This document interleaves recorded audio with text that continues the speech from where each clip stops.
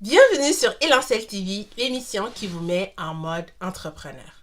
Dans l'épisode d'aujourd'hui, je vais partager avec vous, on va parler de comment trouver la bonne idée pour se lancer. Et c'est tout de suite après l'intro.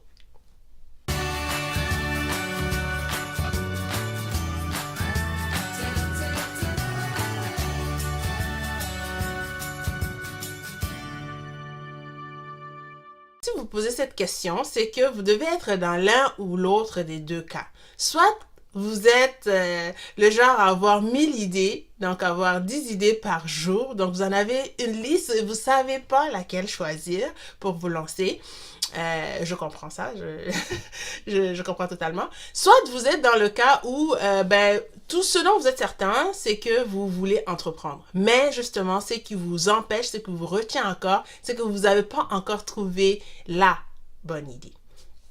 Et je vais partager avec vous 3 méthodes qui vont vous aider, j'espère, à pouvoir mettre la main sur l'idée qui vous correspond le mieux. La première méthode, c'est ce que j'appelle la méthode entonnoir. Et cette idée, elle va rejoindre beaucoup les gens qui ont 1000 idées, qui en ont plein et qui ne savent pas laquelle choisir. Et donc, c'est une méthode qui va consister à éliminer, donc au fur et à mesure, par des critères d'élimination, à se débarrasser de celles qui ne tiennent pas la route, les idées qui ne tiennent pas la route. Donc, la première chose dans cette méthode-là, c'est de faire la liste, disons d'une dizaine, ok? On va se limiter à une douzaine d'idées de projets que vous avez. Faites la liste. Et le premier critère d'élimination, c'est associer à chaque idée, associer une problématique réelle. Donc, assurez-vous d'avoir un problème, que cette idée résout un problème réel. Premier critère. Deuxième critère, ça va être le critère de l'engagement. Okay? C'est de vous dire sur les idées qui restent, quelles sont celles pour lesquelles vous n'êtes pas prêt à travailler, à donner un effort soutenu pendant les 2 prochaines années, pour lesquelles vous ne voulez pas vous engager pour les 2 prochaines années. Donc déjà là, ça va vous en éliminer d'autres. Troisième critère d'élimination, c'est de vous demander est-ce que vous avez une clientèle qui a les moyens de payer, qui pourrait payer pour vos services, votre produit. Parce que bon, nous les femmes, on est trop altruistes, là, on a tendance à vouloir démarrer des affaires pour sauver la veuve et l'orphelin. Bon, c'est vrai, mais il faudrait que ça puisse être monnayable. Donc, si vous avez une idée, par exemple, de faire des chaussettes pour des sans-abri, c'est beau, c'est altruiste, c'est noble, mais il n'y a pas d'argent à faire là-dedans. Je veux dire, ça ne sera pas viable, profitable comme idée d'affaires.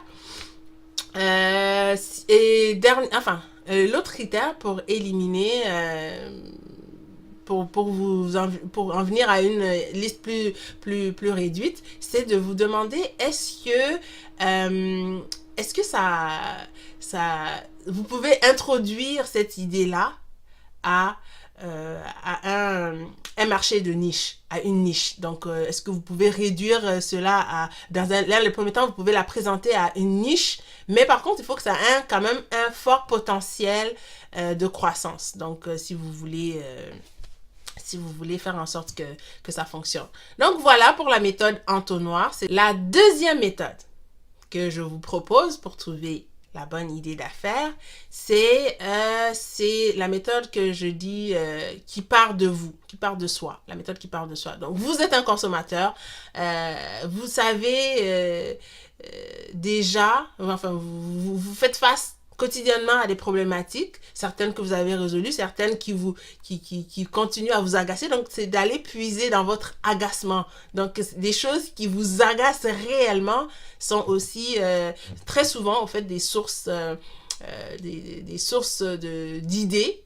La troisième méthode que je vous propose, pour trouver une idée d'affaires, c'est la méthode tendance, que j'appelle. Donc, une méthode qui consiste plutôt à observer son environnement, donc à voir qu'est-ce qui se passe autour de nous, qu'est-ce qui se passe sur le marché, en fait, qu'est-ce qui fonctionne. Donc, c'est la méthode, on va dire, un peu la moins risquée parce que elle consiste à observer ce qui fonctionne déjà, qui est déjà prouvé, avec un marché déjà prouvé, un modèle déjà là, Mais il y a toujours moyen d'innover, de le modifier, de rajouter quelque chose, de rajouter sa touche personnelle. Et pour ça, bon, ça peut être dans les produits locaux, ça peut être dans les nouvelles. Je veux dire, pour moi, personnellement, c'est une méthode qui m'a aidé, disons, par l'observation de grands titres qui m'est venue une idée d'affaires. D'ailleurs, l'idée qui fait l'objet des capsules que je partage avec vous,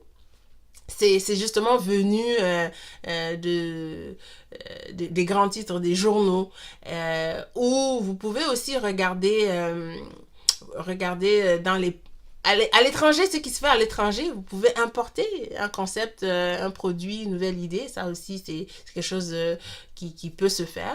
C'est ça, l'erreur, la plupart du temps, c'est qu'on se dit, on va attendre d'avoir l'idée du siècle avant de se lancer. Pas nécessaire. Vous pouvez juste améliorer quelque chose qui existe déjà. D'ailleurs, c'est ce qui se fait de toutes les façons. Les choses qui sont trop nouvelles se comptent sous le bout des doigts. C'est la plupart du temps, c'est réinventer ce qui est déjà là, le mettre au goût du jour, surtout mettre votre touche personnelle à vous pour le rendre intéressant et unique comme vous l'êtes. Donc, voilà les 3 méthodes.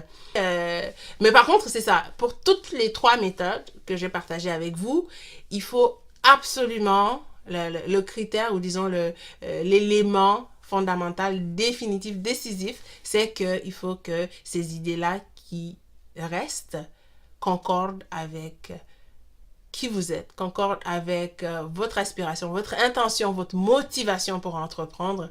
Et donc, voilà, c'est déjà tout pour aujourd'hui. Ça dépasse les 5 minutes que je voulais faire, mais c'est un sujet qui est un peu plus vaste. Donc, c'est le moment patate. Cette semaine, je vais me donner comme action de rédiger la storytelling sur le projet qui fait l'objet de ces capsules que je partage avec vous. Donc, ça va être ça, le moment patate de la semaine. Dans l'épisode de la semaine prochaine, je vais vous dévoiler le projet, ça va être le dévoilement du projet pour lequel je partage les capsules. Aussi, c'est que c'est un projet que je monte au fait pour pouvoir me faire du cash flow parce que je sais que la grande structure de Élancelle que je veux monter, bon, ça prend du temps, ça va prendre du temps à monter, à consolider et à rendre profitable. Alors, à côté, je me fais une source de revenus passifs et cette source de revenus passifs, c'est celle-là qui fait l'objet des capsules que je partage avec vous essentiellement à partir de maintenant. Donc, je vais parler de ça. Ça va être ça pour l'épisode de la semaine prochaine. On va parler du projet, dévoilement du projet et on va parler du storytelling. D'ici là, je vous souhaite une excellente semaine. Ici Marilène qui vous dit à vendredi prochain.